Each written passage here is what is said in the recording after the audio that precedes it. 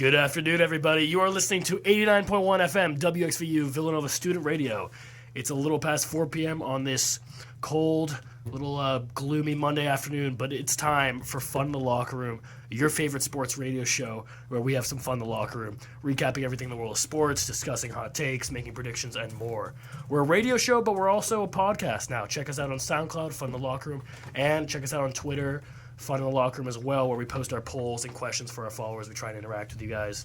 We're sending great thoughts to all our listeners from the studio here in Villanova, Pennsylvania. And let's start the show the way we always do, recapping Week 10 in the NFL with our takeaways from this weekend. Sean, let's start with you. All right. Chiefs offense is back, and the favorite to win the AFC. They'll be back in the Super Bowl. Patrick Mahomes had a great game. Tyreek Hill, 2 touchdowns. They just started clicking offensively. Patrick Mahomes looked like his former self. His arm angles, the ridiculous throw to who's the running back, Darian Williams. That was an amazing catch over the cornerback. They just looked like the fun offense we expect to see, and they are actually sneakily in first place in the AFC West right now, which not a lot of people know. Unbelievable. They beat my Raiders, too. So sad about that. My takeaway from this week, Pats will win the AFC East. Bills right now, they won this past week, but the Pats were running a 4-game win streak. Defense has looked incredible, and they're just blowing teams out when they win. So that's my take. I'm going to go with the hot take that, not really a hot take at all, but I think the Mike White experiment in New York is officially over. It was exciting, I'm sure, for Jets fans because they don't have a lot to get excited about, but 4 picks. Yes, the Bills' defense is a good defense, but throwing 4 picks, 250 yards, 24-44, getting benched for Joe Flacco, who we all saw was ecstatic to be back in New York.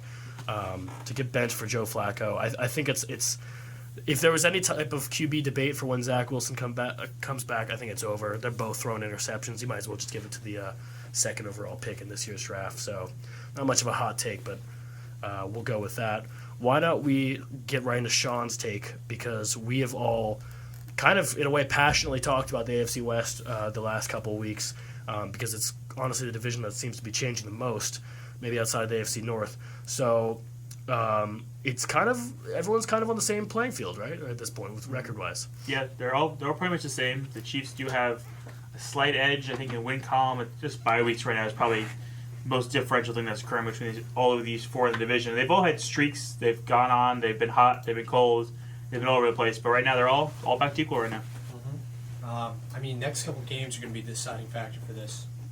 And it looks like Chiefs play Cowboys and then Broncos Raiders.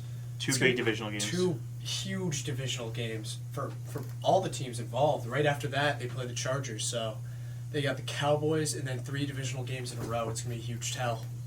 Yeah, I completely agree. Those games, Chargers play the Broncos, another big game for them.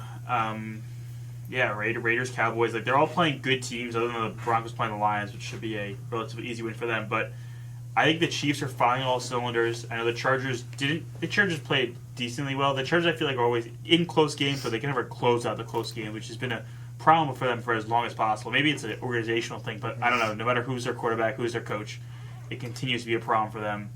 The Raiders have dealt with one of the most off-field issues constantly, to have the head coach and now your star wide receiver being arrested, and the Deshaun Jackson thing. You see the Deshaun Jackson play yesterday? That was so bad. Did not know where he was on the field.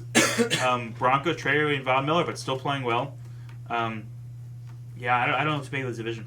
Yeah, let's focus on the game between the 2 division rivals, Chiefs and Raiders, that we saw Sunday Night Football. I just want to know if we can confidently say, are we okay with the Chiefs? Because we've been so critical of them, the last couple of weeks, saying that, this is going to be their off year. Chargers and Raiders were our 2 picks to battle it out for the division title. But, Patrick Mahomes, after games where looked less accurate, less comfortable, less time, threw for 400 yards and 5 touchdowns. Mm-hmm. While Derek Carr, who has been playing well, couldn't even crack 20 points on this Chiefs defense and threw a pick. Yes, 2 touchdowns. And also you got to look at the rushing numbers. Derek Carr was their leading rusher with 18 yards. Josh Jacobs couldn't get anything going on 7 attempts. But, I mean, what do we make? This is like something I don't think anyone was expecting. Well, we got to look at the Chiefs' past 3 games. Haven't given up more than 17 points in either of those games. You have 17 versus the Giants, 7 versus the Packers. I mean, there's an asterisk next to that game because Aaron Rodgers and their whole receiving core was out. And then 14 versus the Raiders. But this looks good for the Chiefs, and I don't know if I can make any prediction on what's going to happen because they play the Cowboys this upcoming week, which is going to be a huge tell if their defense is actually for real or not. And as for the offense, I think everybody was waiting for Patrick Mahomes in that offense to kind of have this wake-up game where they just go absolutely off, and this was it. Their key is their defense stays playing pretty well. If their offense can keep even sort of on this path, they're gonna be in good position, and they beat the Cowboys, a huge statement win. Yeah, and I don't think any of us doubted the Chiefs' offensive potential. Like, we all knew they had this in this. Like, we knew Patrick Mahomes is a great quarterback. None of us doubted any of that. But like, they're finally putting the pieces together and coming out of this funk. I think that the defense, as Liam just pointed out, was a big reason why we were skeptical about them. But if they keep playing like this, I don't know. I think we have to have confidence that they can go all the way, especially in an AFC that's like very no clear favorites really. It's reflective in this division in general, but in the entire AFC conference as a whole. So I think they have the best chance of anybody to get out of the conference in general. Yeah, and I mean, you did say in the take back to the Super Bowl, which is a pretty bold take, but I want to yes, I'm excited to see Patrick Mahomes do well. I'm excited to see him getting the ball to not only just Kelsey and Tyreek Hill, which I feel like we've kind of labeled as the 2 targets that get double teamed, but Darrell Williams becoming part of the passing game, and this other cast of people that they have. But I feel like we can't ignore the rushing game was still not really there. And that's really something that you need to see from a contender. I feel like we could all. There's been exceptions, but I'm looking at the stats right here. The Raiders are top 10 in teams that have given up the most rushing yards allowed, so to only get 94 rushing yards against them. Yes, obviously, Patrick Mahomes throwing 50 times in that game, I'm not really bothered by that. He's got to do what he's got to do. He's going to put up 400 yards. But, I mean, Darrell Williams, 11 carries, 43 yards. What do we make of that? What I think they're starting to do, and I feel like the Chiefs' offense in the past have done this and has worked effectively, is the short passing games are becoming essentially running games. Mm-hmm. Like a bunch of checkdowns to the running backs, even checkdowns to Tyreek Hill. Like they're just getting the ball in their playmakers' hands, and if that means running the ball or just like getting out of Patrick Mahomes' hands quick, either way, I think it's effective. And what that does is it heats Patrick Mahomes up, gets him more confidence, and that's what they've been looking for all season. They needed a game like this, and I mean, you sacrifice a little bit of the running game, but your star quarterback throws for 400 yards, 5 touchdowns. You can't really complain. Yeah, and okay, opposite side of the game, are the Raiders just? Is this no longer a 3-team race and the Raiders are dropping out? What do we think about that? Well, looking at their upcoming schedule, it doesn't really get any easier. Big test. They got Bengals, Cowboys back to back. If they can win, say one of those games, and then they play Washington after that, they could go 2-1. I'd say pretty realistically they could. But if they go 1-2 or 0-3, lose against the football team, they are not looking too good. I mean, with all the stuff they've had to deal with, they've been very inconsistent. I don't know.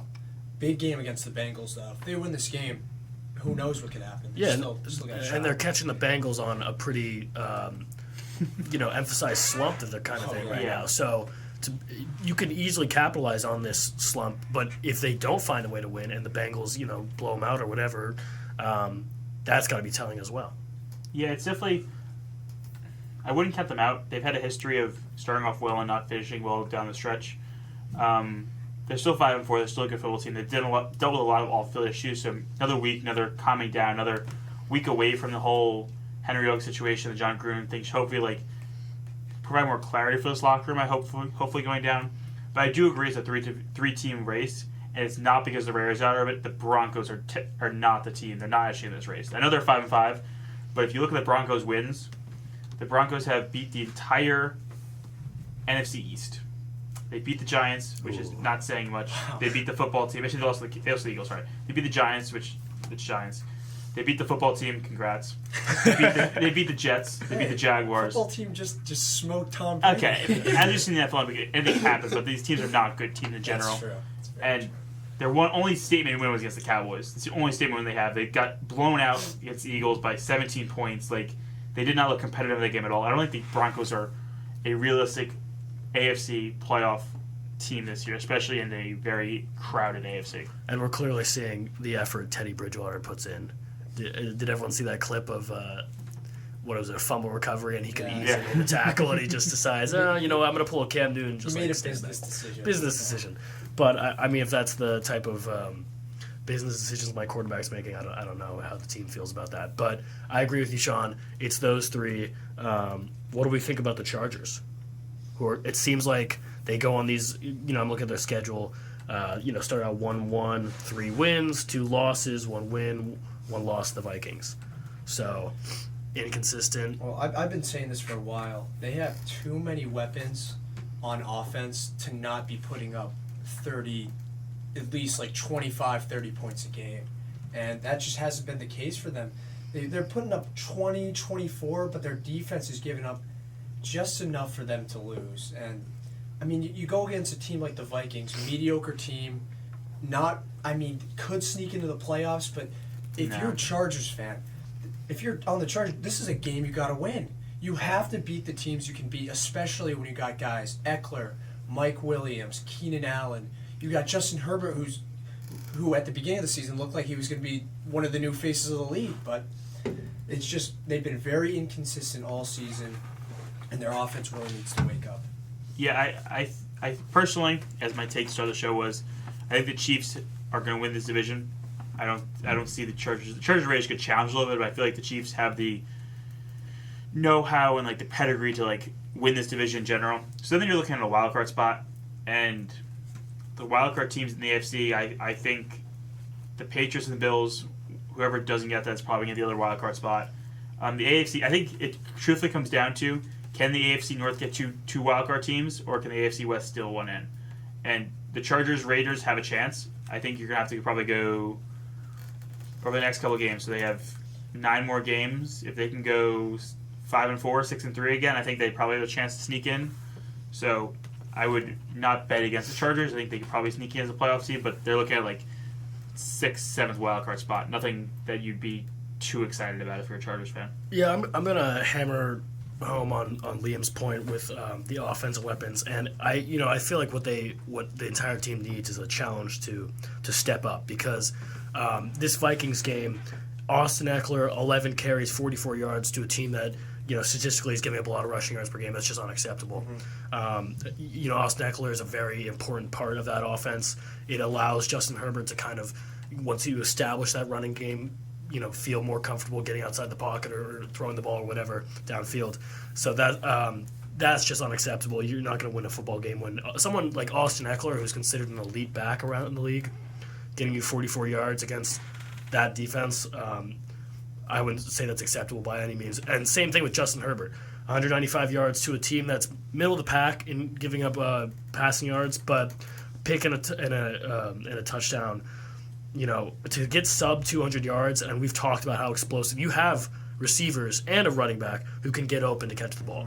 So, honestly, I want to challenge them. As far as the other side of the ball, they've had faces that have been there for a while. Joey Bosa, and I'm blanking on the safety that they drafted in the first round a while back. But like you said, I'm sorry. Never mind. No, yeah, Derwin James. It's Derwin James, yeah. right? Yeah. I don't even know if Casey Hayward's still on the team. I think he's either injured or he's definitely on the team. He might be injured though. But you have the persona, and I mean, I'm mostly just trying to hammer the point Liam said about the offense. It's just you need to just step up. And later on in the show, I'll talk about a team in the NFC West who has a lot of weapons that needs to step up. But for now, if the Chargers, like you said, it's possible. Yeah.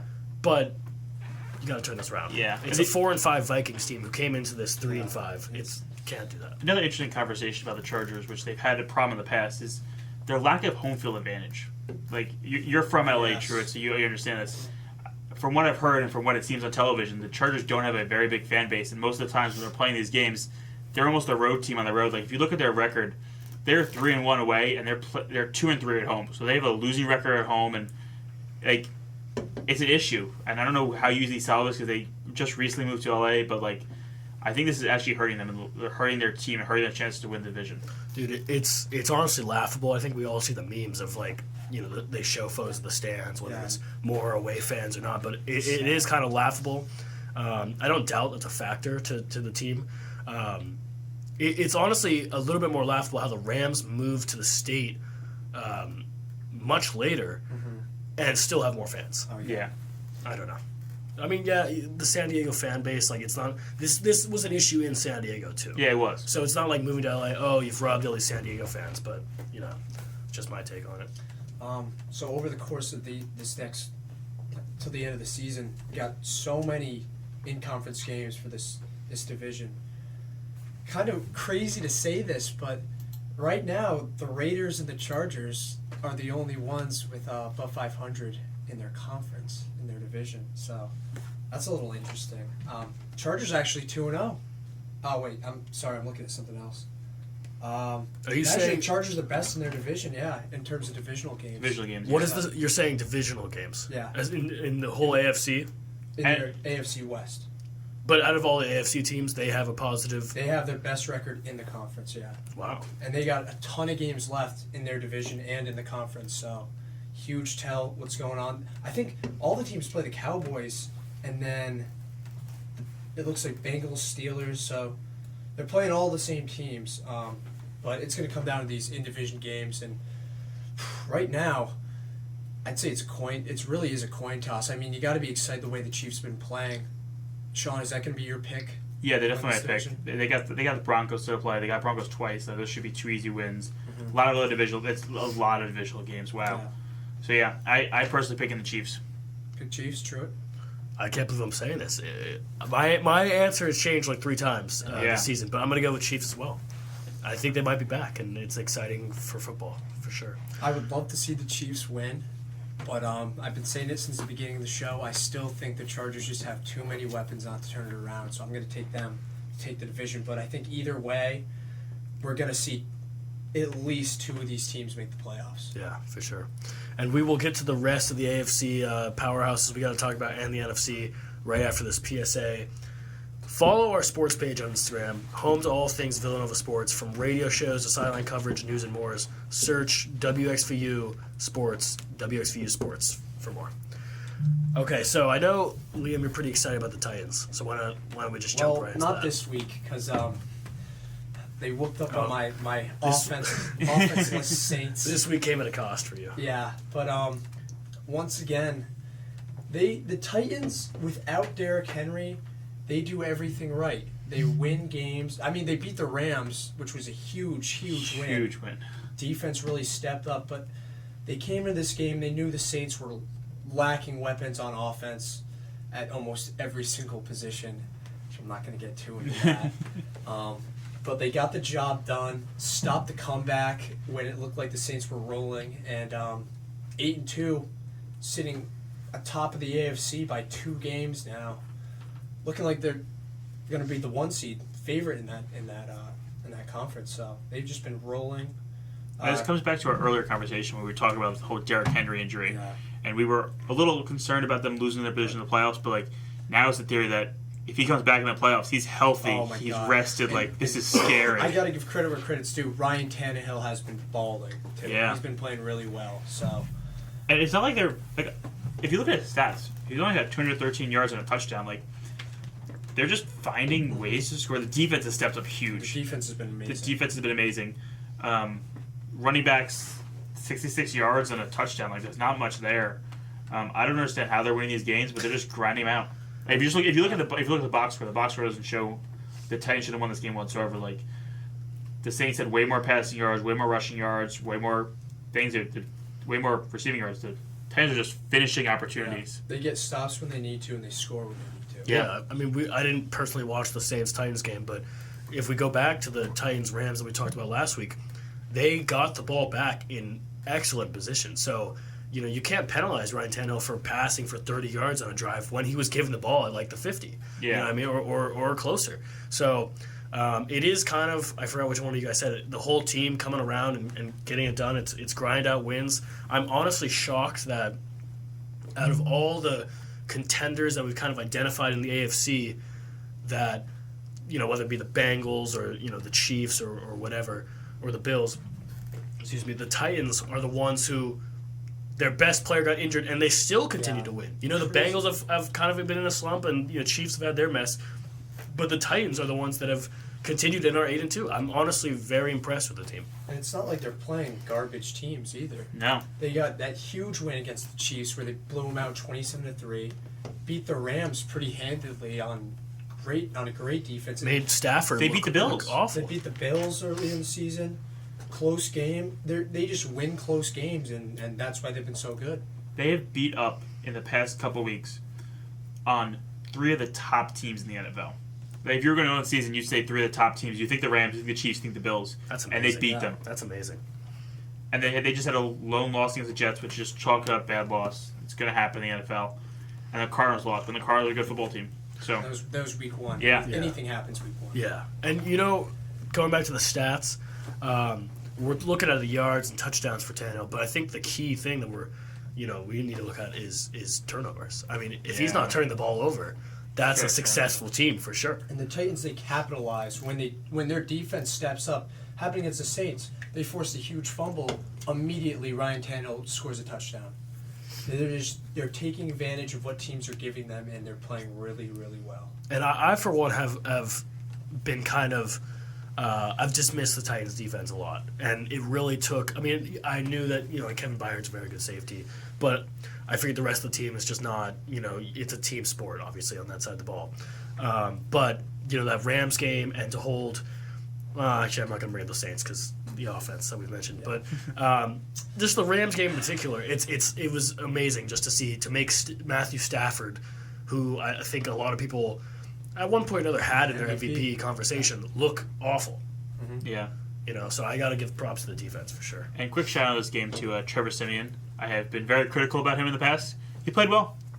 Almost 300 passing yards, a touchdown too. I'd also like to give a huge shout out to my boy Mark Ingram. Broke the rushing record for yards in Saints history. Wow. Well deserved. Another record broken from the late great Deuce McAllister. But Mark Ingram, glad to have you back because we really need you, buddy. This offense is struggling right now. Was Kamara playing? No.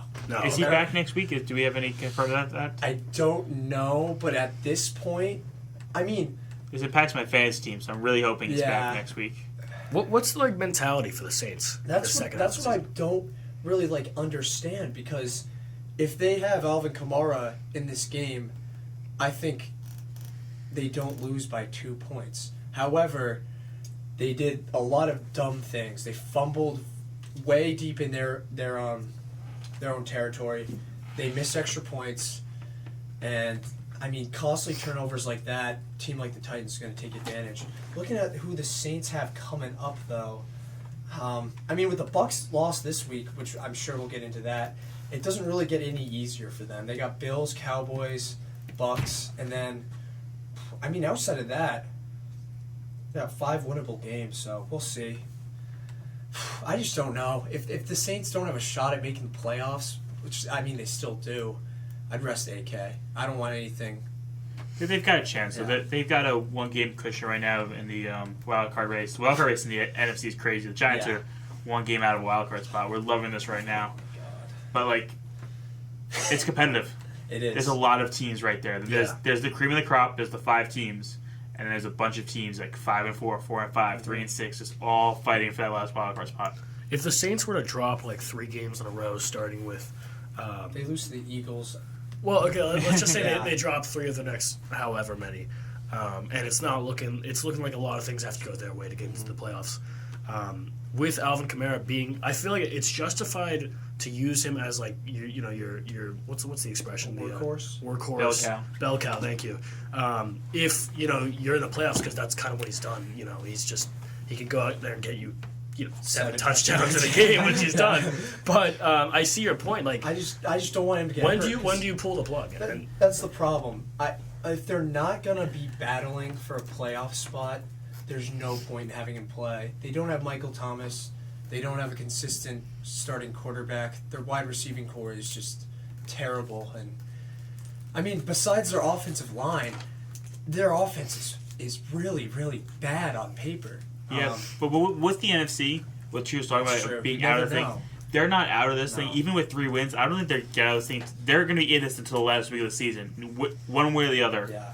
I'd say next 3 games. It's got a while. Eagles, Bills, Cowboys. So, I mean, gotta beat the Eagles. Mm-hmm. Start one, and I could see them having an upset win. They're a team like that. They're never out of a game any week in or week out. And you never know what the Cowboys are going to do. Exactly. The Cowboys could do anything. Exactly. So we'll see.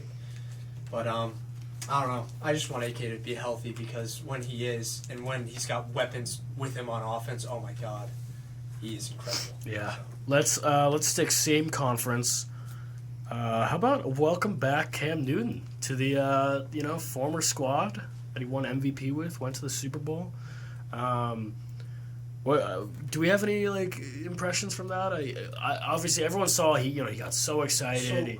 He was having a blast out there, which I think was cool to see. When he scored the touchdowns, did they just put him in when they were in the yeah. red zone? So he didn't start and he Yeah. didn't throw most of the. That's what I was if going any. to say. That was kind of odd. At the point I checked it, It's a little Taysom Hill. Yeah. it was somewhere around Yeah. midway through the second half, maybe through the first half, and he was on the play for 2 snaps. Yeah. He threw scored 1 passing touchdowns, touchdown right? and hit 1 rushing touchdown. It was 2 snaps on the field. I mean, you got it done. Got to give credit where credit's due. I think he's going to be the starting quarterback. Maybe not next week, but I expect moving forward that he's going to take more of a workhorse. Because PJ Walker, great story. I was Is he the rooting guy for the from guy. the XFL? Yeah. Was he on the Broncos when? No, who was the? That's not the wide receiver that was Oh, first no, to that- play. No, that's KJ Hamler. Yeah, okay. But PJ Walker definitely I was rooting for him. I was rooting Yeah. for him to do stuff, but he's not the long term future. He's not the current future, no. especially at 5-5. The Panthers are currently a playoff spot, I believe. Yeah, they're in the 7th spot. Yeah. So if they want to actually make the playoff run, Cam Newton's got to be the quarterback. He provides much more upside, his running ability, and in Carolina, I feel like they get the most out of him. He just knows what he's doing. I mean, Yeah. he's got the experience. Yeah. Yeah, They beat Cardinals team, which, I mean, obviously huge asterisk next to this game. Kyler Murray out, D-Hop out. But A lot of their that defense. However, still, they beat the Cardinals. Away, too. Yeah, Which- that's no game you can just No. look over and. Colt McCoy is the starting quarterback. Yeah. But okay, that's fair. So he's probably not getting many yards and giving them good field. But they position. did score 34 points. Yeah, Yeah. they still put Yeah. up. That's That's the bigger thing. That is Sorry. definitely the bigger thing. And just to address your point, I saw somewhere that Matt Houle said that Cam Newton's getting reps with the first team this week, so maybe starting, I believe, versus the football team, which is cool because that's Ron Rivera, so it's, the storyline's there and everything. But it is a bit unfortunate how this Sam Darnold thing is just, I don't want to. Yeah. We talked about Sam Darnold last week, but do you see Cam Newton on the team after the season? Depends how they play. So, all right. If he could lead them to a 7th seed, make the playoffs, there's no reason why he shouldn't be back in Carolina. Contractual wise and money wise, which is definitely a thing that influenced the NFL. There's Panthers already picked up the 5th-year options on Sam Darnold. Sam Darnold is back Really? next year for Really serious? $18 million, I think is the number. Oh, God. Jesus. So I think the That's joke was I saw that the Panthers are paying the replacement for Cam Newton and the replacement for the replacement of Yeah. Cam Newton and the replacement for Cam Newton Wow. and Cam Newton this year, all to have Cam Newton. He's replacement for placement. For Yeah. us. Yes, This is exactly. There you go. And they're paying him $10 million this year, so I think they definitely see a see a future with him, especially this year going forward. It's a lot of money to throw at him. Yeah, Wow. and I think they might eat some. I think they might eat if he plays well and leads in the playoffs. You eat the cap and you Yeah, bring him right. back next year. Yeah, why not? Just want to give one little shout out to Panthers kicker Zane Gonzalez hit 3 45-yarders in a row. Wow. I think that's awesome. Special teams win. Big special Wasn't teams guy. Zane Yeah. was he the guy on the Browns that just missed I think so. He was just the guy that He just was. couldn't Yeah. hit. Yeah. couldn't hit? That was a bad year for kickers too. Comeback story. Yeah, good for him. We got to go to break soon, but let's cover them boys, Cowboys, Boys. them boys. Sean, why don't we talk about your favorite defensive player, Diggs? Got Okay. another Trevon Diggs. All right, Trevon, good? Trevon Is he Diggs. not? What's There's a stat. We got a little stat, yeah. Over the past 2 weeks, not including this week, he had been targeted 8 times. Okay. He allowed 6 receptions for 128 yards and 2 touchdowns. Does that sound like the defensive player of the year to you? Because it does not sound like that to me. Congrats, he can catch the ball. I love that for him. So good. Would he make a great safety? Yes, absolutely. yeah. Amazing safety. A ball hawking safety. Dangerous. Center field, man? Exactly. Him playing center field, if he can work on his ability to read the quarterback, would be amazing. But yeah. as a cornerback, he is not a good quarterback. No. He's not. He's not a good cover. He can intercept every once in a while, so it's dangerous to throw to him. I'd be a little scared to throw to him as a quarterback. If you make a mistake, he's going to capitalize it. But if you throw a good ball, You throw a decent ball. you throw it. Yeah, exactly. He's not doing anything about it. I hate to tell you this before you go, Liam. I just want to say this. He's plus 400 to win Defensive Player of the Year. Miles Garrett's the favorite with plus 300. Oh, God. Okay, isn't Miles Garrett... I know he was on pace to break the sacks record. Extra game, Yeah. blah, blah, blah. He was on pace to break the sacks record. Let me just tell you some notable names that he's ahead of. TJ Watt, Aaron Donald, Kevin Byard, Jalen Ramsey, and then whatever. I mean, interceptions is just such a face stat. I think the casual NFL fans aren't seeing, what Sean is, able to bring to the table here, which is just like he's just getting, scored on. However, if you're on a team that's just destroying teams as well, sitting 7-2 right now, haven't had a problem their past. I mean, besides the loss to the Broncos, haven't really had a problem in a while, and it's a very, very sorry division. I'll say that too. Sean, I got a quick question for you. Unless you want, you can address that first if you want. Nope, no, you keep Yeah. I haven't been able to. When I'm watching Cowboys games, I'm not actively focusing on where Trevon Diggs is. So if you've seen any of the footage, is it just kind of going for a do or die pick or is he just genuinely just getting beat, on routes? Okay, most of his picks are do or die type of things. Also, But he's not. it's a lot of the bobble ones where Yeah, most he will cornerbacks pick or up- linebackers drop those bobble ones Yeah. that fall in their hands, but he's just catching them. He does get beat on a lot of routes. He too. gets beat a lot. A lot Yeah. of routes, yeah. So it's not like let's say 20 yards down the field, he's going for a do or die, and then he misses it. The guy behind him, the receiver gets it and takes He's off. getting He's beat. just Yeah. straight up He's getting getting beat. And the problem is he's not getting targeted a lot because he's gotten a lot of picks. Yeah. But when teams target him, It's cash money. it is shown you're either going to score a touchdown or you're going to get picked Yeah, off. yeah. So, Miles Garrett should win Defensive Player of the Year. I looked it up. He's currently at totally agree. 13 sacks through 10 games. 22.5 is the record. So He's been incredible. he's a little off the pace. To reach it because 17 games, only got 7 more games to play. Is that right? Only 7 more games of the Yeah. season? Wow. Season's just flown by. Flying by. But yeah, Miles Garrett should definitely win that. What about the other side of the ball? I think, Liam, you brought up last week the Dak Prescott roller coaster that Yeah. we're going on. It was the high point of the roller coaster. Is it just something that we just have to, if you're a Cowboys fan and that, front office and team, you just got to live with the results? Because the highs are so high, you got to live with the lows? Falcons are not a good football team. But they drop. Anytime you put 43 on a team, it's pretty impressive. And looking back, besides the game against Vikings, besides the game against the Broncos, they put up a good amount of points this season. You just need Dak Prescott to be consistent and stay on the field. Other than that, huge game against the Chiefs, whose defense has looked much improved over the past 3 weeks. So, huge game on the 21st versus the Chiefs, I think, for both teams. Yeah. So we'll see. Hopefully, I would love to see Dak blow up that Chiefs defense and prove us wrong again. But Okay, I wouldn't personally, the Giants yeah. fan, but as a Giant, I gotta ask, where are the Giants sitting in that division? Oh, right now? no. we had a bye week this weekend. So they had a bye week. Tied for Because I know With Washington. But But we are 1 game out of a playoff spot. does that mean Philly's in? why is that Is Philly always in the case with your playoffs already? division? I don't understand. Nope. We're not 1 game out of a playoff spot in the NFC East. We're 1 game out of a wild card spot. Imagine the NFC East gets a wild card It's team. 2 teams? Oh, I think Roger Goodell have to override something there. I don't know how that would work. So you're telling me Philly, Washington, or the Giants are going to be in? Oh, Possible. Lord. We're going for it. Season starts after this week. lose to the Bucks, and we're going to win out after that. That is unreal. That really is unreal. All right, we have to cut to. I need to take a break from that for a second. We got to cut to some commercials, but we'll be right back for some more NFL, and we'll get to some NBA talk afterwards. Forget about your Fridays looking bleak. What about your Wednesdays? Villanova University's award-winning, student-run weekly newspaper, The Villanovan, hits residence halls, dining halls, and academic buildings every Wednesday morning for your reading pleasure. In The Villanovan, read up on all things Villanova and beyond, from news to sports to arts and entertainment. Have some feedback? Email your response letters to editor@villanovan.com. First, I hold my hands out like they're on a steering wheel.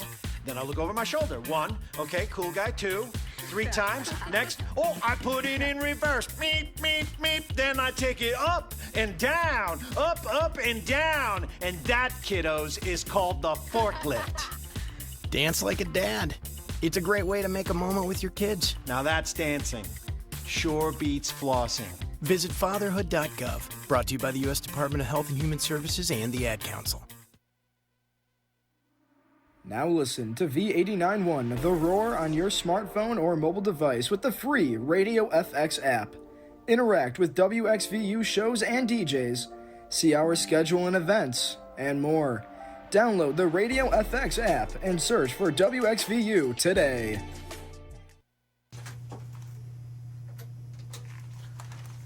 Alrighty, welcome back to Fun in the Locker Room. We are in the middle of the NFL right now, we just finished talking about the Cowboys, covering a little bit of the NFC. Let's go to some award races. I feel like we haven't really covered that in a while, and we haven't really covered Offensive Rookie of the Year, which I think we can all say was at one point a heavy favorite for Jamar Chase, but I think Mac Jones is creeping into the picture, so... Jamar Chase is currently plus 110. He's been the favorite for a while, according to Vegas, but Mac Jones is plus 125, creeping up there. Sean? Yeah, I saw actually a funny comment about Mac Jones this morning while I was watching some sports this morning that Mac Jones considers himself a gunslinger. What? And that he expects in the future, as he becomes more accustomed to the NFL, to be throwing the ball around a lot more. But he has shown consistently each week he's not making mistakes. He's leading the team down the field. He's doing what needs to be done. He is playing really well.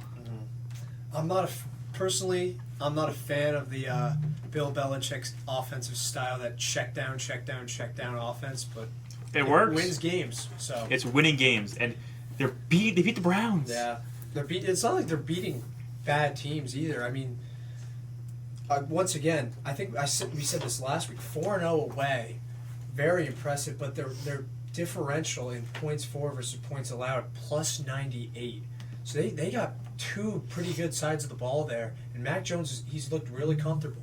Yeah, and if you look over the past couple of games, I think sacks is a big thing that the quarterbacks can control a little bit, especially in the Patriots offense. They only gave up 2 sacks to the Browns. The offensive line's been protecting well. He's giving Mac Jones time. He's reading the defense better. He's making decisions faster.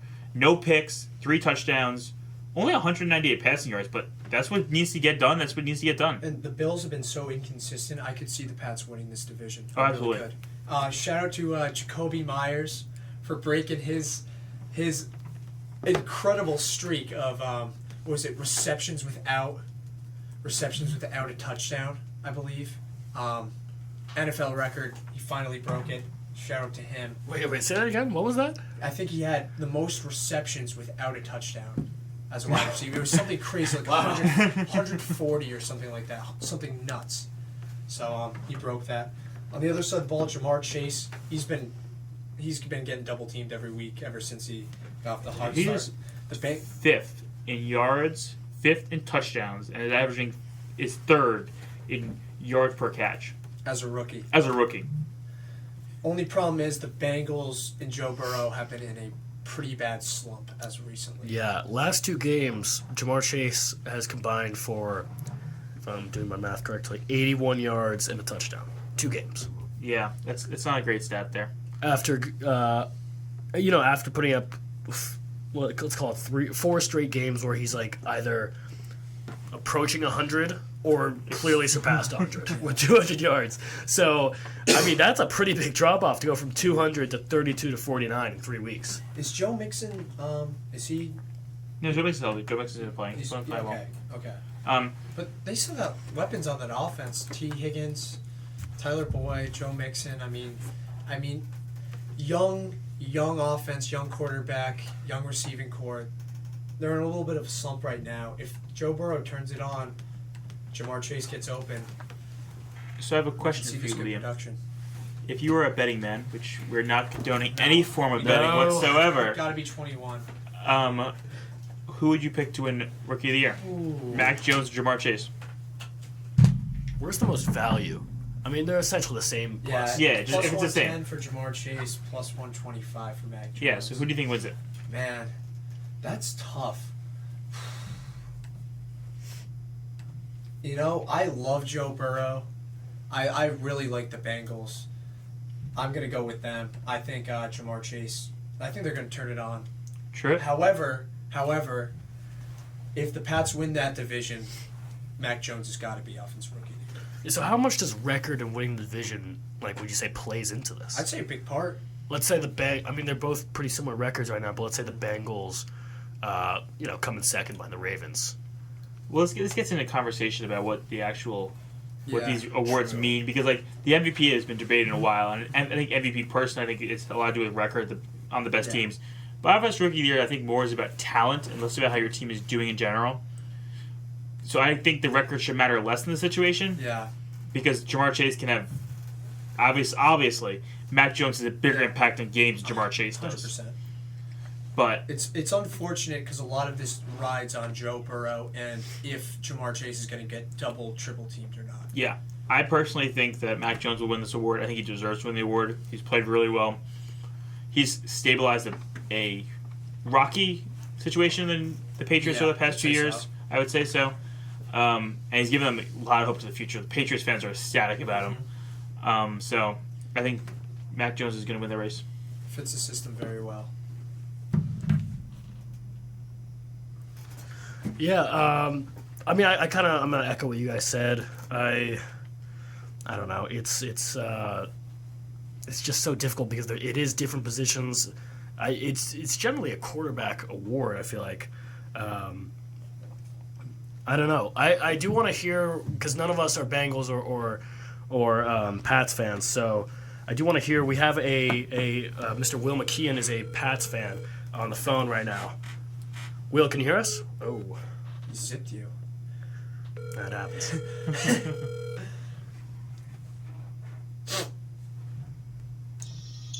Will, can you hear us? Yeah, I can hear you. All right, we're talking about the Rookie of the Year race. It's right now Jamar Chase plus 110 and Mac Jones is closing the gap with plus 125. We are aware that you are a Patriots fan, so I want to hear, the team's success recently. And Mac Jones' improved play. What are your thoughts about this? Well, guys, I think a lot of people have slept on the Patriots this year, and I don't think people are taking into account the fact that we are two very, very close losses away from being 8-2, if I'm not mistaken. Very true. We have a late fumble from Damien Harris, which, comes from a little bit of lack of experience, new running back, being having to do a heavy workload on a young quarterback team. But that should be a win right there. Second of all, we have a missed kick from Nick Folk, who's been absolute money this year. And I think part of that could just be, the Tom Brady intimidation factor at the end. But I was listening to some Good Morning Football, I think is what it's called, and they were asking, should people be afraid of the Patriots? And this absolute clown of a host says, no, people shouldn't be afraid, but they should be aware. And I wholeheartedly disagree. I think this league should be put on notice. You should be terrified to play the Patriots, especially if they're coming into your home. Liam, you said earlier, absolutely killer away record right now.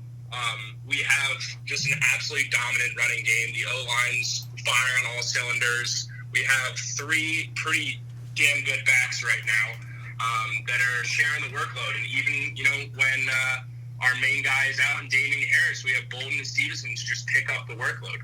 The defense, I mean, classic Bill Belichick, turnover after turnover. I know what you guys were talking about. Is Rankle there? Yeah. Rankle, I know how you're talking about how you're throwing some shade on Trayvon Diggs, and I couldn't agree more. Thank you very much. I don't know if you guys heard what Bill Belichick said about last week, but he was talking about how the Patriots don't think of sacks as that important. Kind of a different caveat, but stay with me for a second. That they would much rather have pressures because, he showed this one particular clip when they were playing Carolina where they got their quarterback scramble in the backfield. He's running away from a pressure, and he throws right into a pick, and J.C. Jackson just pretty much walks it into the end zone. So, this team is – Bill Belichick is essentially the Illuminati, man. He thinks 20 steps ahead of everybody else when it comes to analytics. He's beyond analytics at this point. And then, that's my take on the Patriots. As far as Mac Jones, I mean, need I say more? When you put this guy in a position to win, he wins. And to go toe-to-toe with Tom Brady, I think, speaks enough. But, my sort of criteria of when I knew that Mac was going to be it this year is when he's got those sort of wheel routes running with the running back and just has the most beautiful touch in the world to put this high arcing ball, drop it directly down in their hands, and it's killer, man. It's killer. Okay, I'll speak on that. So I totally agree with you with the put him in a winning situation. He could win just, coming from Alabama and then going to an organization that just knows how to win. As far as games and performances that could impact his Rookie of the Year standings, the next 3 games, Atlanta should be obviously an easy win. But not only Atlanta, at Atlanta. At Atlanta. Yes. But boys, 4-0 on the road. Exactly. But after that, you play Tennessee and Buffalo. And let's say, opposite sides of what could happen. Let's say he has 2 very poor games Right. versus he has 2 very good games. How much would you say that impacts not only Rookie of the Year, but I guess how they look at the Patriots in general, the media? Right. So, I definitely think that Tennessee game will be probably come down to the wire. Tennessee has proven this year, like you guys were talking about earlier, they don't even have their best player, and they're winning games pretty handily for the most part. Little scares here and there, but they're a good team, and I think that will be a game that'll be a kind of a statement game for the Patriots to win that one. And I think we're actually going to win it handily. I know I might have just said it was going to be close, but I think with a running game, we'll just be able to shove it down their throat. They're missing Derrick Henry. I think Tannehill's proven some people wrong this year in the fact that he can sit back there and make things happen. But I think the Patriots are a team to be reckoned with. And with the Bills, that is a divisional game. So I would personally say that Games against the Bills this season. 2 games against 2 more games. Yeah. Okay, so 2 more games against the Bills. That could maybe decide the division. I feel like winning the division, I think you'd agree, would definitely help. Oh yeah. Mac Jones tremendously. If they win, That would absolutely help Mac Jones run for Offensive Rookie of the Year. But, I think right now the absolute last thing on Mac Jones' mind is Offensive Rookie of the Year. I think he's so bought in to the Bill Belichick do your job point of view. I bet that man's just studying the playbook and running through it in his backyard over and over and over again until he eats, sleeps, and breathes the Patriots offense. And as far as the Bills, and, we can talk about the long-term success that Mac Jones is destined to have. And I just think that if we can split against the Bills, I think that's bare minimum. Yeah, I agree. If you can split against the Bills, you have a legit chance of winning this division. Yeah, absolutely. You guys have any more questions for Will? Will, just real quick while we still got you, any comments on Jamar Chase? I got a couple. I'm going to try to be a little bit nicer on the young lad. He's putting up some numbers this year. but don't wanna tear them down or anything. But it might be a little easier to put up numbers when you're kind of the only guy on the team that can catch a ball. And not only that, your quarterback is essentially your butt buddy. Like, you guys just kind of hang out probably every weekend and talk about, I'm going to throw to you 40 times this game. Haha, that'd be so funny. I think it's easier to be that guy. You know, we can talk about the fact that, like, maybe he's getting double covered and still managing to break out of it. And I think it's really impressive. But as you guys were just talking about the last 2 games, you know, he's had a real slowdown in production. And I think maybe that could be partially due to the slowdown of the Bengals in general, and maybe Joe Burrow lacking a little bit of that flair he had a couple games ago. But maybe it also could be because people are starting to figure out Jamar Chase and starting to realize that, yeah, he is the only dude on that field that it's going to be thrown to. Yeah, I think I don't know if we entirely agree with that because, you know, you got to give credit to T. Higgins and Joe Mixon. But, you know, I definitely think, you know, the buddy thing, two young guys out of LSU, you know, you can't count that out. So I like your points there. Will, I got to say on behalf of the 3 of us, thank you so much for calling in. We appreciate your voice and your opinions, and we hope you call back in the future, and we hope you have a great rest of your day. Thank you. Appreciate it, guys. I'll keep listening, and I want everybody who's listening right now to know, number 1 podcast in America, get on the bandwagon early, baby. It's just going to the heckin' moon. All right. Thanks, buddy. Take care. Yep. See you guys. We did not endorse. That was all Will, by the way, with that little plug at the end. Yep. We didn't have anything to do with that. So I guess coming off the Jamar Chase and Mac Jones thing, let's talk about one of our favorite segments.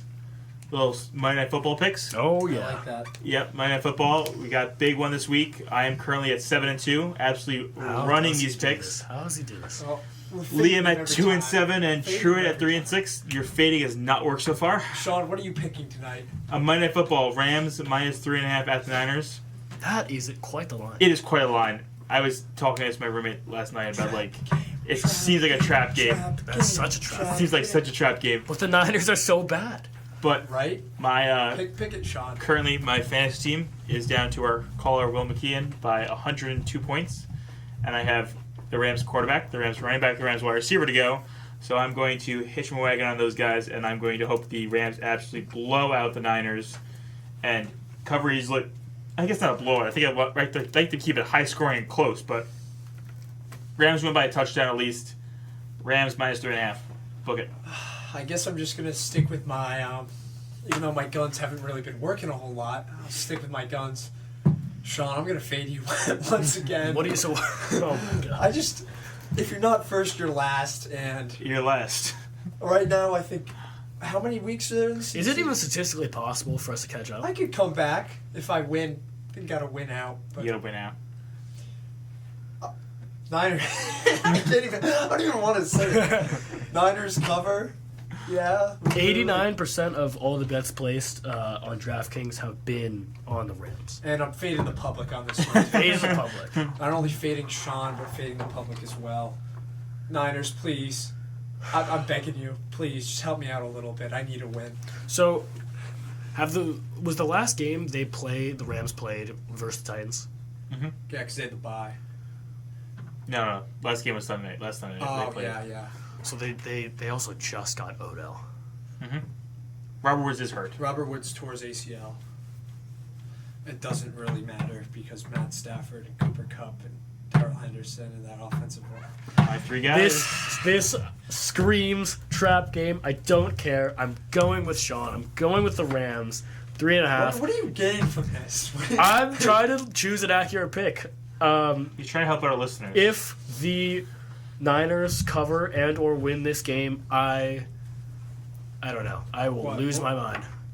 I don't know what I'll do, a little but more than that. What are you gonna do? I don't know. Maybe we'll put a poll on Twitter or something. Yeah. Find something for you What to do. will Truett do? Because this is just like, you know, being a Seahawks fan and constantly keeping track of these NFC West teams. I don't know how this line is 3.5. It just screams trap game. They know something. I mean, what we are don't. the, yeah? They what know are, something. They, we don't. that's what it is. But also at the same time, I was thinking yesterday, Packers -3 versus the Seahawks. That had to be a trap game. So I almost took Seahawks if I was a betting man. But no, it was 17-0. You know, they got blown out. Fade. Okay, wrapping up the NFL segment, we got a quick trivia question. A little fun thing we started talking about earlier today. Out of the 30 NFL stadiums, 17 of them are grass. Any guesses on? Can you name 6 grass stadiums? I'm gonna look at the all these divisions right now. I want to say the entirety of the AFC North. So the Ravens are grass. I'm so curious. The Steelers What are you are grass. Bengals are turf. Bengals Bengals are turf. Okay. What are you basing this on? This is just pure guess. Alright, I'm thinking in my head. There's some pretty obvious Yeah. ones, like Raiders' old stadium was 100% grass. Yeah, because they Okay. played Okay. baseball True, in the true, Coliseum. true. Let's see. Browns is definitely grass. Browns has to be grass. Patriots is grass. Yep. Dolphins. No. Patriots, I believe, is turf. Is there actually? Yeah, Patriots is turf. What Dolphins? Dolphins is grass. I know the Saints is turf. Saints I know turf. the Falcons are turf. I think the Bucks are grass too. Buccaneers are grass. Yes. I want to go. I think the Panthers are Panthers. turf. Yeah. Okay. There's one easy. There's 2 easy ones. At least in my opinion, they're easy. Green Bay is grass. Yeah, exactly. And their rival. Chicago is grass as well. Yeah. Detroit got to be turf, right? Yep. Detroit's turf. What about Minnesota? Minnesota okay. is turf. It's indoors. We've named 6. Yeah. Okay. Okay. But just for a fun fact for listeners out there, the Cardinals and Raiders stadiums both are domes, but they have grass, and they literally have their grass fields on rollers. And when they're not playing, they roll the turf into the park. They roll the grass into the parking lot, so that it can get sunlight and water and grow. People are getting paid to do this. Yep, That's absurd. it's fun. Okay, But, all right, Sean, I want you to lead this segment, baby. Nova basketball recap. Yeah. all right. So starting the season 1-1, we've dropped down. We started the season at the 4th ranked team in the country. We've dropped down to 5. Played a great game against Mount St. Mary. Justin Moore shot lights out. Lovely to watch.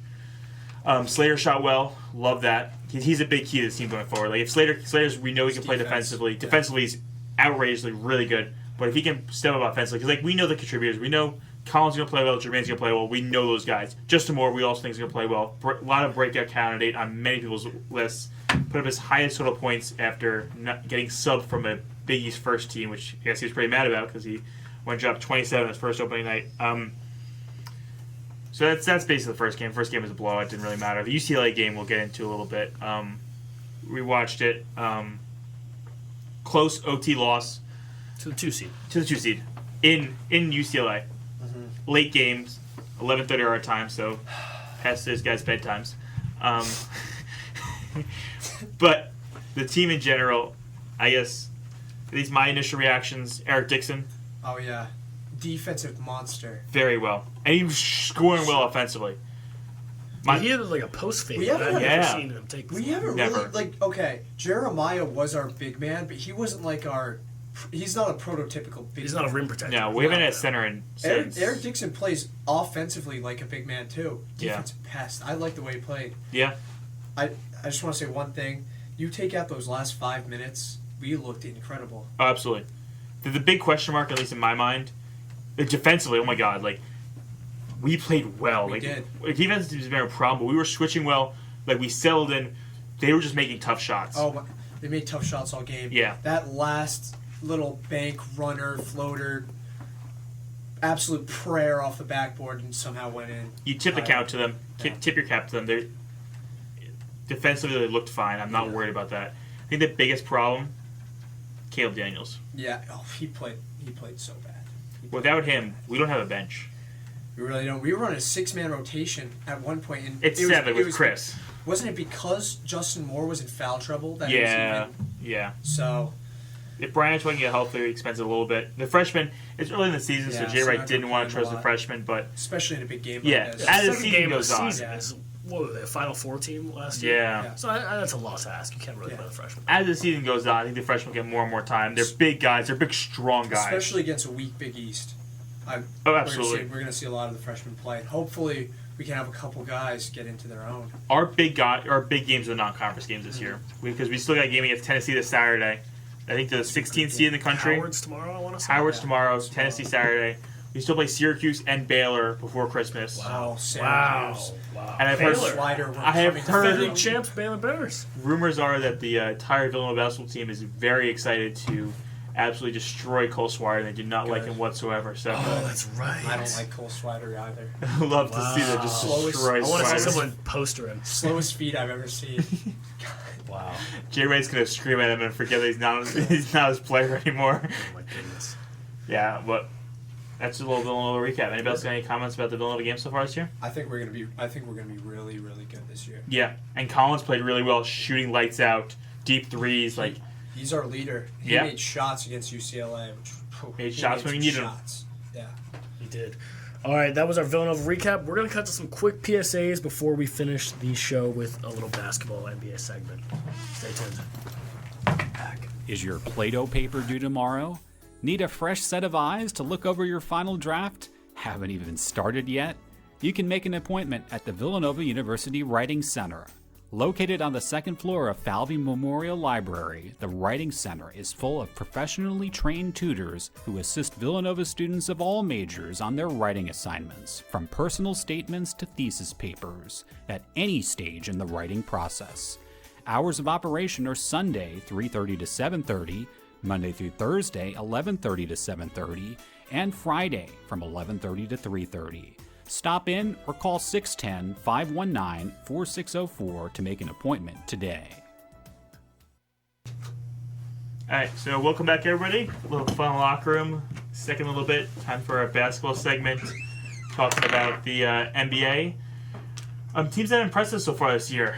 I know Truett's going to talk about the Bulls in a little bit, but the Washington Wizards have come out really well. I know we discussed a little bit about the whole trade situation, about how the whole big trade that happened with the Russell Westbrook for a bunch of Lakers role men, basically, with Montrezl Harrell, Kyle Kuzma, KCP coming over in that trade, and the Wizards look like a better team now. They've been playing really well. They're playing as a team. Spencer Dinwiddie still isn't fully assimilated back to coming back from injury, which is expected, and he's going to take a little bit to come back all the way. But with him, Bradley Beal, KCP, Kuzma, Montrezl Harrell, like, the team is looking really well. They're passing well. They're playing like, I know they're first in the Eastern Conference right now, and it's a little unrealistic to expect them to maintain over the course of the season. But I do expect that they can continue seeing some capacity over the rest of the season. Like I expect them to be a playoff team if they continue like they're playing right now. Bradley Beal, and then it comes to Bradley Beal question: does he leave? Because why would you leave now? The Wizards are playing their best basketball. It shows a little slight on Russ Westbrook a little bit, but I think more about the fact that one superstar and a bunch of role players around him is sometimes better than having two ball-dominant superstars. It really is. Yeah, the Wizards, I don't know. I expect them to continue winning. The Wizards. Oh yeah, this has been playing really, really well, and The fact that maybe sometimes in the NBA, having one superstar and a bunch of like high quality role players around him is better than having two ball dominant superstars. Here's what I'm gonna say at this time. They remind me a lot of the Suns in the fact that they have their guy that can score in Devin Booker. CP3 right now, late in his career, he can make plays, but he's not going to be that dominant scorer. Yes. Besides that, everybody on that team has a role. They have guys off the bench that can play. Wizards look the same way. Yeah. Gotta ask Truett this question though. Wizards have been playing really well without Russell Westbrook. Is that a slight on his legacy? Yeah. A lot of teams have gotten better as he's left. Okay. And when he's joined the Lakers, Actually, they haven't played well to begin with. Not true. The Rockets did not play at all well That's after he left. Thunder did not play at all. Well, I mean, they made the playoffs, but... yeah, so...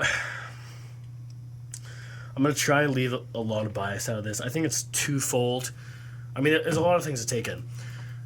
Yes, you're right. So last year was two ball-dominant superstars.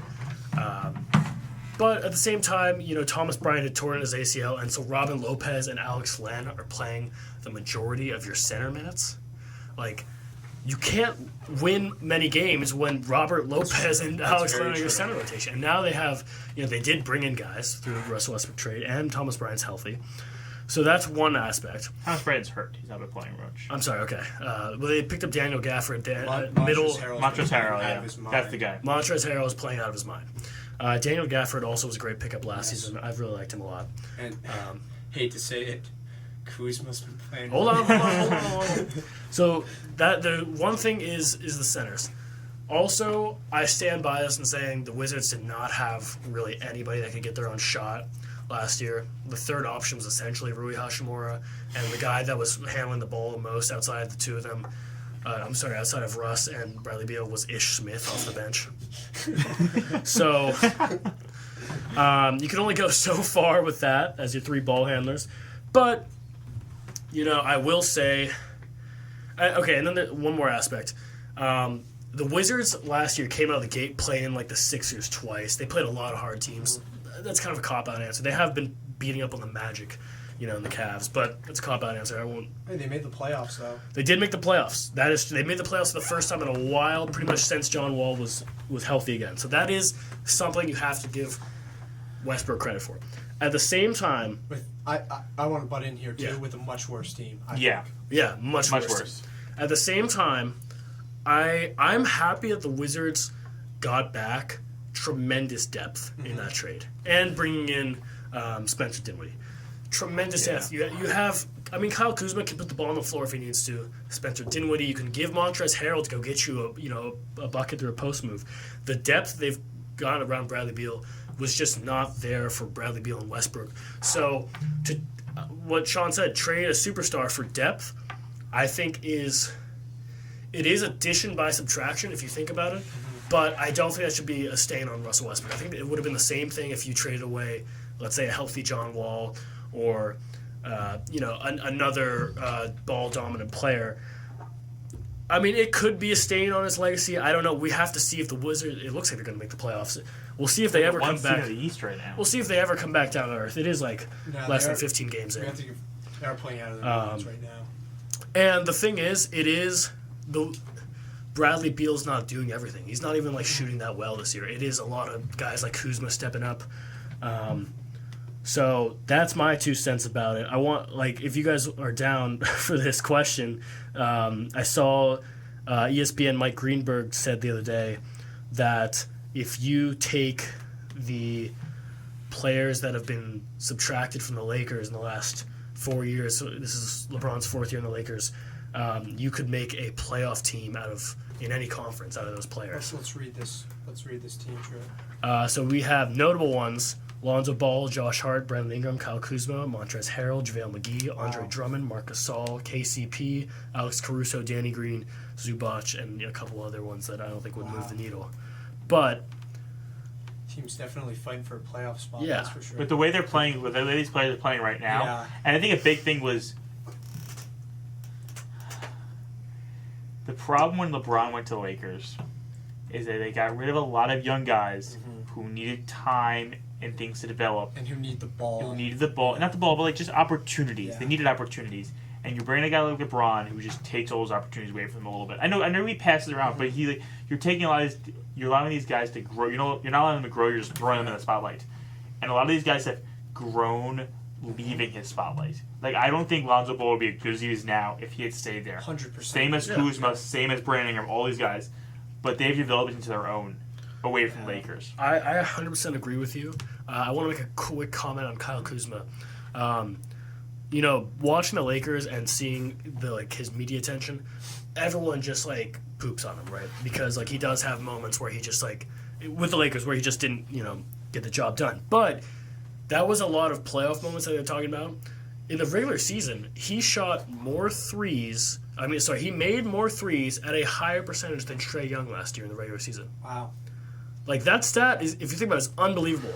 He did what he needed to do. He was never going to live up to the expectations of being this third star around LeBron and AD. A lot of people after the Anthony Davis trade said, wow, they really kept the best out of that young core in Kyle Kuzma, because right out of the gates, being he was a late first-round pick. Late first-round pick. I think he might have been a senior or a junior or something like that. So he was kind of a little bit NBA ready to contribute. and they're like, wow, they actually kept the best player. It turns out, maybe not the best player at all out of that group, but it is unfair to. It's a Lakers fans thing where it's a media thing where they just write off these players after, bad stretches. Like the playoffs, if you look at that first round series versus the Suns, all the support players. Oh, I forgot to put Dennis Schroeder on here. Dennis Schroeder, KCP, Caruso. They just, Drummond especially. They just didn't have a good series, and so I think it's very easy for Lakers fans to be like, because you're not fitting this role that you have to play in to win with LeBron, you are automatically trash, which is, let's be honest, not the case. So, and I'm going to leave Montrezl Harrell out of there because I'll admit the Lakers did not use him correctly at all. He was former Sixth Man of the Year, barely played. It's very, very odd. But it was... Another thing I want to talk about in the East, the Nets have been playing really, really well. But KD's been playing really well. KD right now I think is the front runner for easily MVP, averaging most points in the league he's not even top 10 in field goal attempts. Wow. Yeah. And he's averaging the most points in the league. Wow. Very efficient scoring. But I want to talk about a team that got off to a really, really hot start. It's kind of slowed down over the past week, and Philadelphia on a 4-game losing streak right now. Without Joel Embiid. Without Joel Embiid. Man, I don't know. It's going to be tough for this team. Right out of the gates, I love their chemistry. Loved how they were gelling. But man, you lose four straight. Lose to the Knicks, lose to the Bucks. That's whatever. Lose to the Raptors and the Pacers. They got the Jazz. But their team without Embiid is nothing. Yeah. It's true. The other guys on the team, like Seth Curry and Danny Green, are able to be good because Joel Embiid in the paint draws attention. You just have to, get closer to him and kind of leave your guy a little bit. And, you give Seth Curry any space and he's making a shot. However, teams like the Pacers and the Raptors are teams... If you're with Philadelphia, you're aiming for what? Top 4 seed? Are these blowouts? These losses? They lost to the... I think it was the Pacers pretty handedly.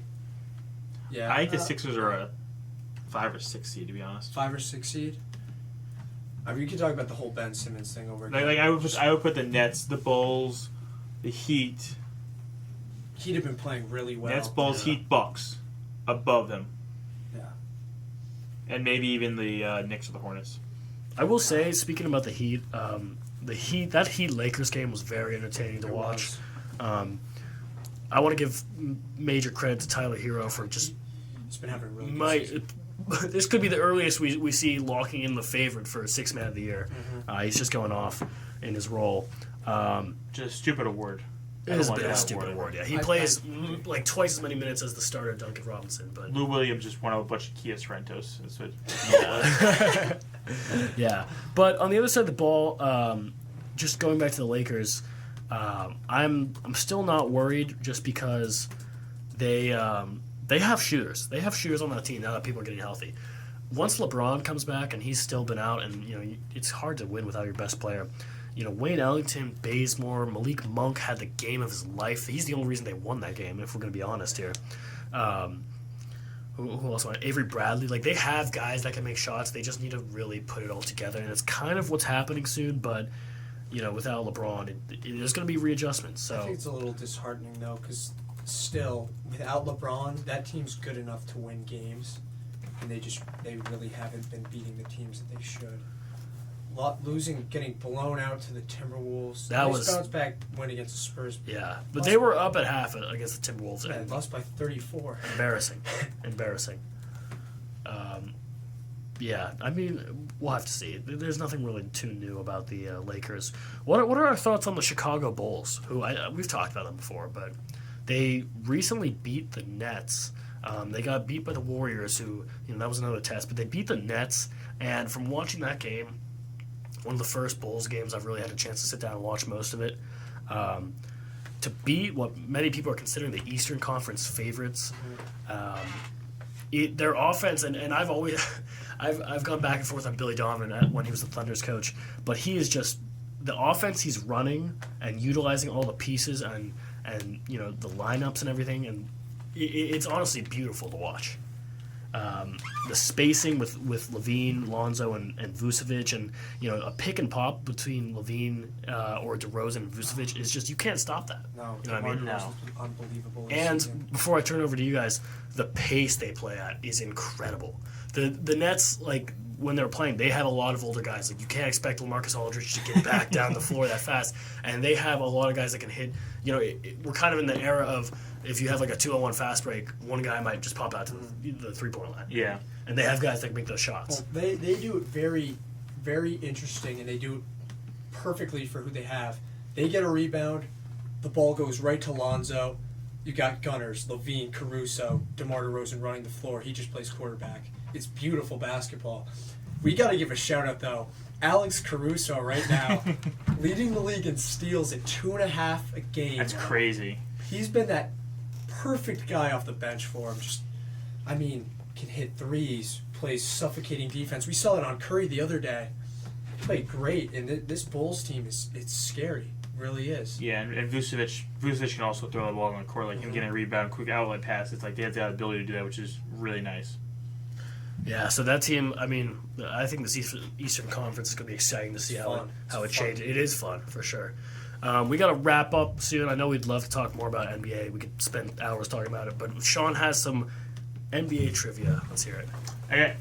There are 5 guys. This just came up to me because you guys started talking about it. There have been 5 guys in NBA history to win multiple 6-Man of the Year awards. Ooh. Can you name the 5? I think you can name 4 of them. Lou. Yep. Jamal Crawford. Yep. They both have 3. They are tied for the most. Really? Does JR have multiple? No. These guys are old guys. The next 2 guys, one played in the 80s, one played in the 90s.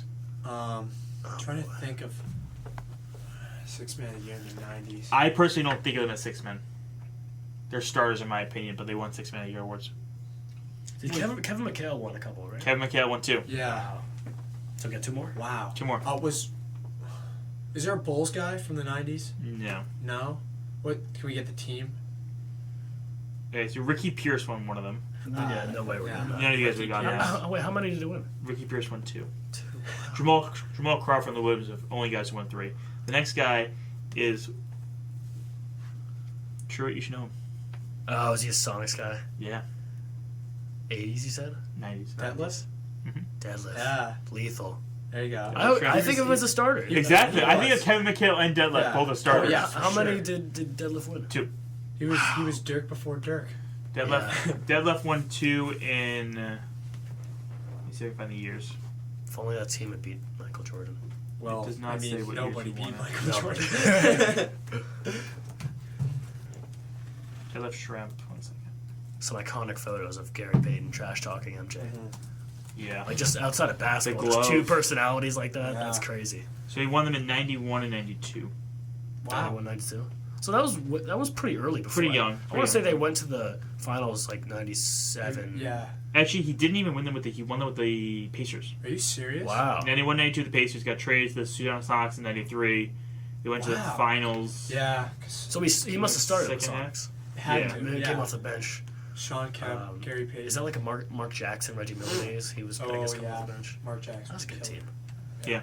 Yeah. Well, I could go back and watch some 90s basketball at some point. We gotta do that. Little Michael Jordan. Yeah. We'll go watch The Last Dance again.